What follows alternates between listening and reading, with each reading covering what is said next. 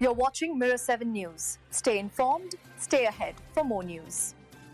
A rather unsettling case has come out of Glasgow recently, and it involves someone you'd least expect, a funeral director. This was not about professional misconduct in terms of his job, but about theft, and the story has really raised eyebrows in the community.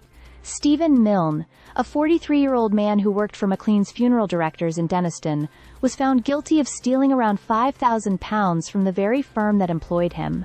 The theft happened in June 2022, and the case was heard at Glasgow Sheriff Court. Now here's where it becomes particularly interesting.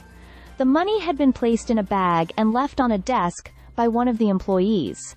When Milne later visited the office, CCTV captured suspicious activity. Not only was the security camera covered during his time there, but the bag containing the cash was later discovered inside his car. A court heard that Milne even left behind a letter expressing his frustration about not being paid properly, which painted a picture of motive. But regardless of his reasoning, the cash itself was never recovered. His defense team argued that Milne continued to profess his innocence, pointing out that the bag may have been in his car, but the money was not found.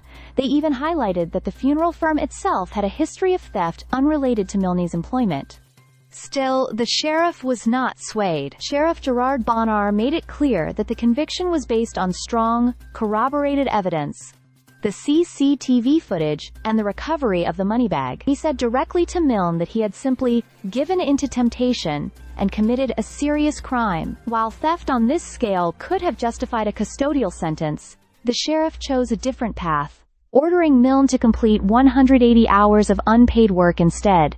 Adding another twist, Milne's father had actually written to the sheriff asking for his son's conviction to be reconsidered. The letter was taken only as a character reference, since the sheriff reminded everyone that convictions are not overturned through private correspondence, but through legal process. The whole matter has stirred public discussion, not only because of the theft itself, but because of the profession involved. A funeral director is expected to handle some of life's most delicate and vulnerable moments, with honesty and trust. For someone in that role to be found guilty of stealing, particularly from their own workplace, has understandably shocked many. In the end, Stephen Milne left court with a conviction, a sentence of unpaid community work, and a damaged reputation. The money remains missing, and the incident now stands as a cautionary tale about temptation, trust, and consequences.